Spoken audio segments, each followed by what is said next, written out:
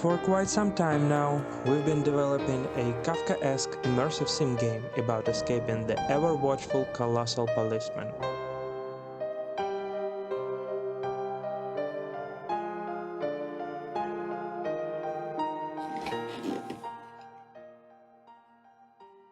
Our last devlog took us through the process of shaping the game's concept, and now we're all set to finally get to the main course.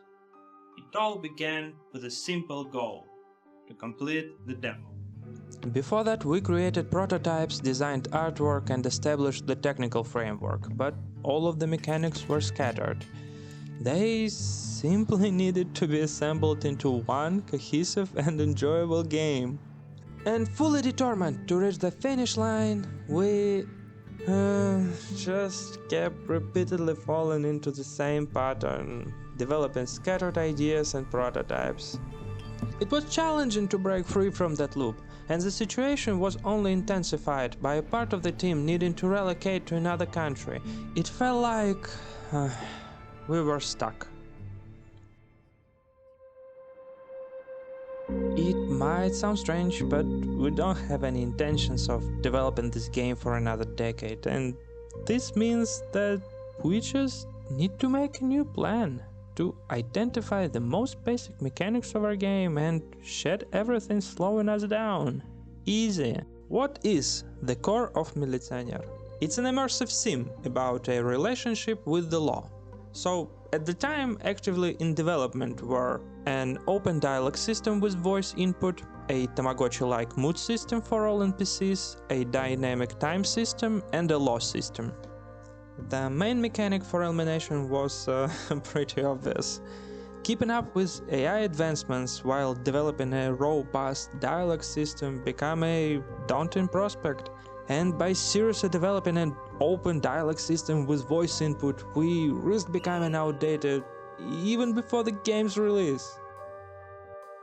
So we had to abandon the voice recognition system. It was inevitable that some features we had initially aimed for would be cut.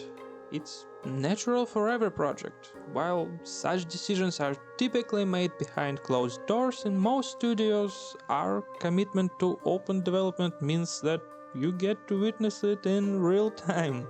But we feel like it's crucial to maintain transparency with you about those unavoidable decisions.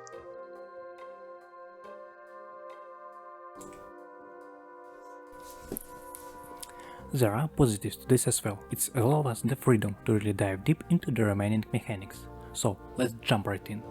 All immersive sims have some form of combat, through which its immersion is revealed. Fighting the giant is not an option, so the player will have to resort to tricks.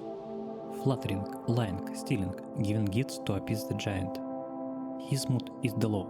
As you get closer to the giant, different doors start opening up. So basically, we extend the classic immersive sim staple of talking your way out of the situation into a fully fledged dating sim mechanic. Of course, breaking the laws hard is an option too. You can steal anything not nailed down, including chairs and even bricks from the street. For this, we have created a full-fledged store. Just make sure you're not caught in the act. To pull that off, you gotta figure out his routine. The laws need to sleep too. Time is a key element. Everything in the game world operates on its schedule. It's very important for us that the player experiments and finds their own way to solve each task. But such an approach is very labor-intensive. Typically, in games like Dishonored, each path is crafted separately and represents a complete segment of the game that the player will never see unless they choose that specific route. We can't afford such expenses. How to maintain freedom without adding years to the game's development? We decided to tackle the issues in a more systematic way. We introduced universal locks that can be solved in several ways, something similar to what was done in Amnesia, the bunker. For instance, there's a lock on a door that you can break with a brick, pick with a lockpick, or acquire a key for. It's up to the player to decide how to get through. Each door might look the same, but offers entirely different solutions, depending on whether the player has a lockpick, is on good terms with an NPC who can provide a key, or if the player has wiped it from that NPC, or even wait for the night time and discreetly break the lock with a brick. Well, that's it for combining the core mechanics. All that was left was to test it on players. And the demo is ready. Testing is known to be quick and easy, right? Games always work exactly as intended. Numerous logical and gameplay issues arose during regular tests, which had to be promptly fixed and tested again and again and again over several months. One of such recurring issues was that people were avoiding the game's mechanics altogether. Players struggled to grasp what they need to do in the game at all, leaning towards tactics they had already seen in other games. They were playing someone else's game. We fought with this for a while before arriving at the simplest solution there is, a tutorial. This small addition drastically transformed gameplay dynamics. People's playstyle changed instantly. Mechanics began working, tactics emerged in the game, and players started engaging with Tamagotchi systems, building relationship with city inhabitants. The demo became much more interesting to play. And after spending several months testing and making fixes, we found ourselves with a demo that felt completely different, more like a real game. We significantly changed the overall loop, tossed in heaps of new content, characters and details to spice up the game. The last year ended with participation in the Day of the Devs conference and finally a ready demo. For those who want to play, the demo is now on our Patreon. Anyway, a 10-minute gameplay video is available on our YouTube channel.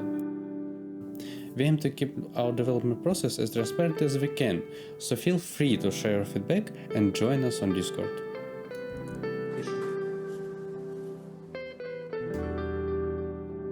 Hey, this is nowhere near the final cut of the game. The Tamagotchi thing still needs some tinkering, as the log system is on a quest for a new direction. And honestly, the game is a bit of a walk in the park right now. It's tough to be super objective, I say a bit foggy, but overall we have received very positive feedback. The demo has built into something way bigger than our initial plan for these 2 years, even with inevitable cuts. Most importantly, we have figured out where to steer the ship next.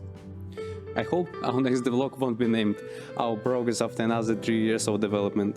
The Militsioner is soon to be old enough to be in school. He needs to be set free.